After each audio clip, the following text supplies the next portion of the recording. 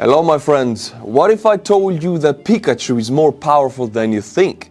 Yes, I'm talking about the Pokemon character. Pikachu became a symbol of protests in Turkey. My god, he was lightning quick when he ran away from the riot police. Jokes aside though, Turkey has experienced the largest protest waves in decades.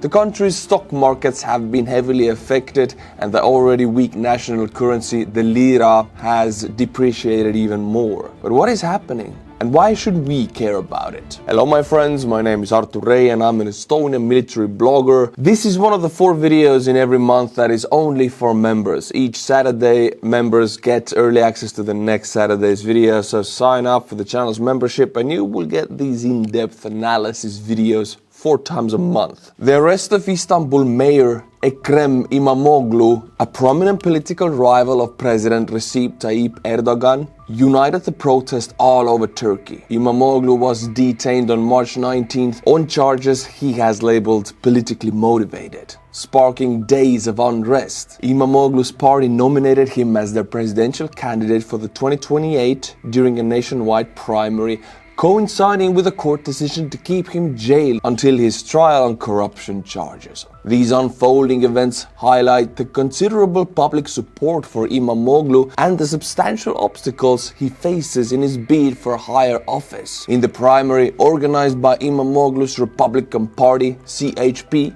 he encouraged even non-party members to vote to show their commitment to democracy. According to the organizers, over 13 million individuals who don't belong to the party expressed their support for him. Despite strict bans and protests in major cities and the detention of almost 2,000 people, and the number is increasing, İmamoğlu's supporters have taken to the streets nationwide for several days.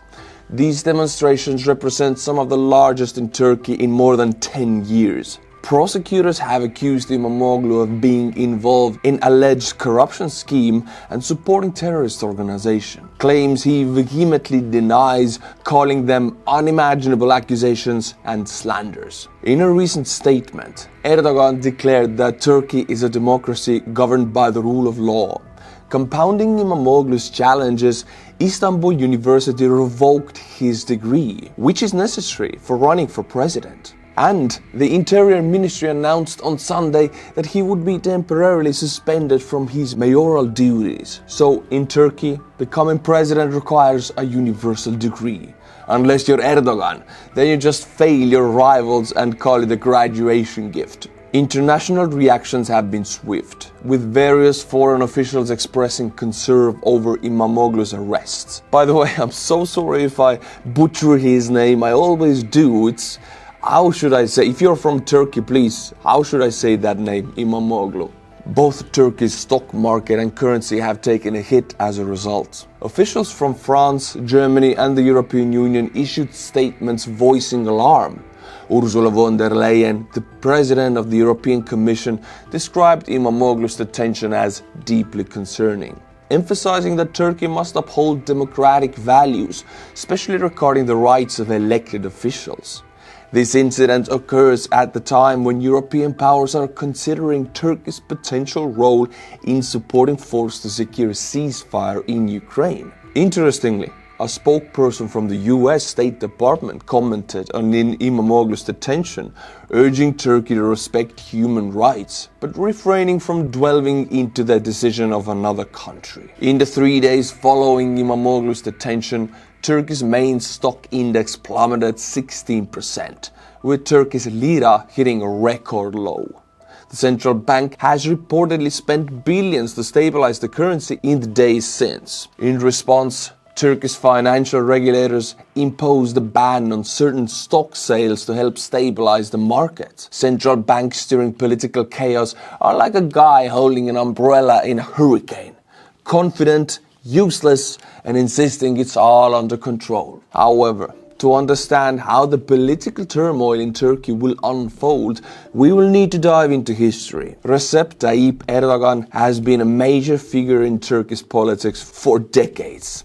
He became prime minister in 2003 and then, due to term limits, ran for president in 2014. He won the election and called for a referendum to give his new role more powers. In July 2016, Erdogan survived a failed military coup, and since then he has used a state of emergency, which is still in effect by the way, to remove people he views as enemies from the military, police and courts.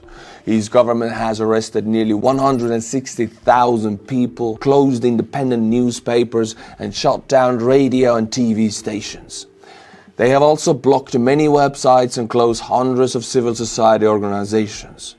The military's role in Turkey's political landscape has been a key topic in discussions about democracy and democratization. From the first coup in 1960 until the early 2000s, the military had a significant influence on the country's politics, shaping critical issues related to identity, politics and foreign policy. Following the coup attempt on July 15, 2016, President Erdogan reported that 1,524 out of 1,886 staff officers were purged from the Turkish armed forces. That's a majority of staff officers purged. Overall, 24,339 members, including non-commissioned officers and civil servants, were dismissed by the end of 2023.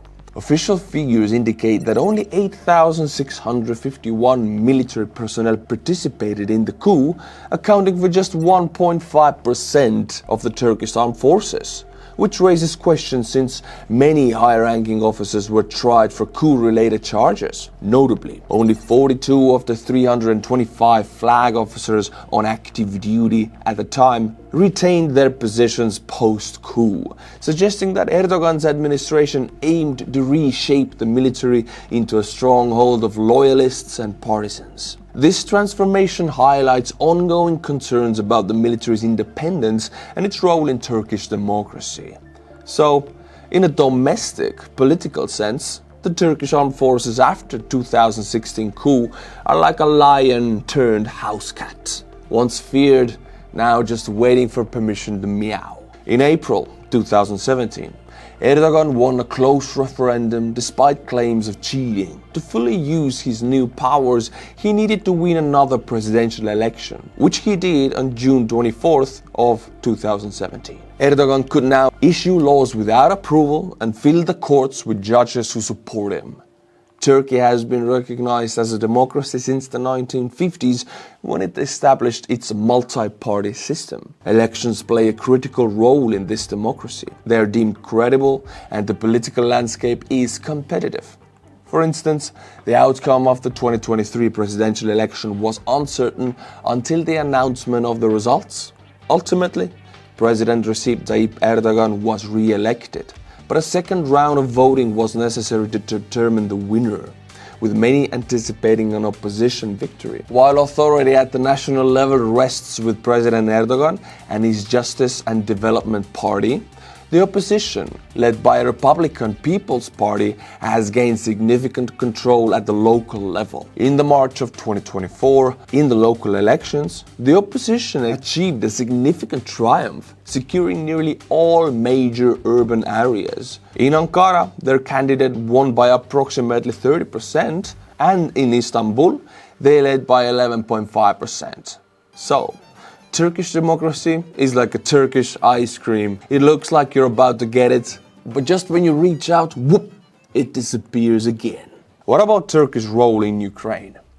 Turkey has been a strong supporter of Ukraine's sovereignty and territorial integrity, regardless of political views. Under President Erdogan, Turkey has provided both diplomatic and military help to Ukraine. The Turkish defense company Baykar is known for its Bayraktar drones, which Ukrainian forces used to destroy Russian military equipment at the start of the full-scale invasion in 2022. Baykar is now building a factory near Kyiv, as its CEO announced to Reuters on February 6th. In June 2023, Baykar received license to make combat drones in Ukraine. According to its CEO Haluk Bayraktar, drone production will start in 2025. It's this year, with a total investment of about $95 million. Ukraine and Turkey signed the agreement to open the Baykar factory in February 2022, just before the full-scale invasion began. Ukraine's parliament approved the deal in December 2022. Do you know why did the Russian tank hide under a tree during their invasion of Ukraine? It heard the Turkish Bayraktar drones buzzing overhead and didn't want to become the next viral barbecue video. Turkey is thinking about sending troops to join peacekeeping missions in Ukraine. This move shows how Turkey is becoming more important in global security. Turkey is also trying to be a mediator in conflicts in Syria, Libya, and Africa. Turkish officials are surprised that people are shocked by the US President Donald Trump's foreign policy changes, because Turkey itself has often found the US to be an unreliable ally.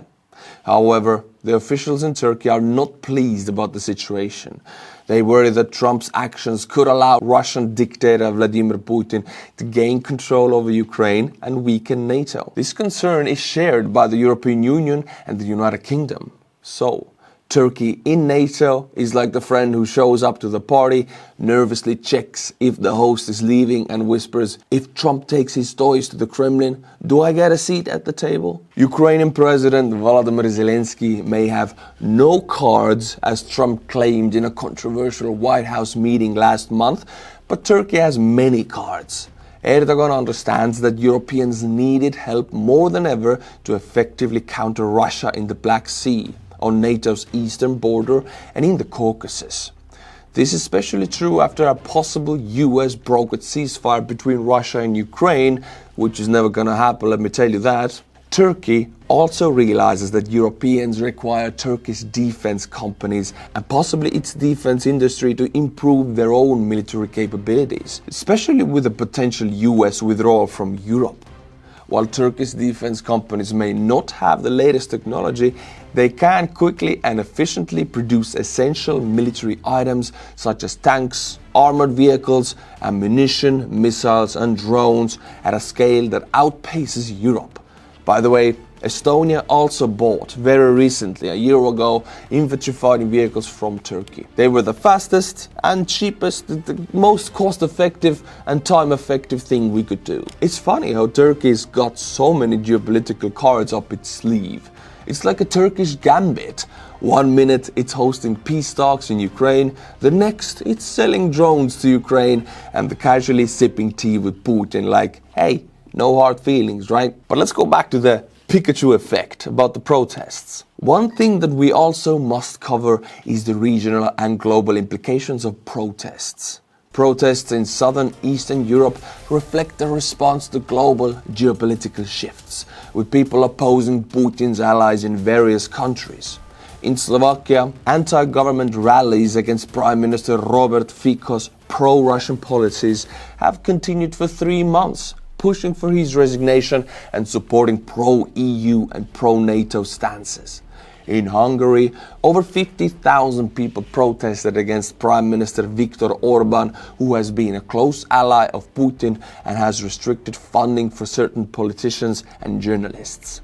Romania has also seen protests after former candidate Călin Gheorghescu was barred from running in the presidential election rerun amid allegations of election fraud linked to Russian interference. Serbia's demonstrations against President Aleksandar Vučić have intensified since a tragic incident in Novi Sad in November 2024.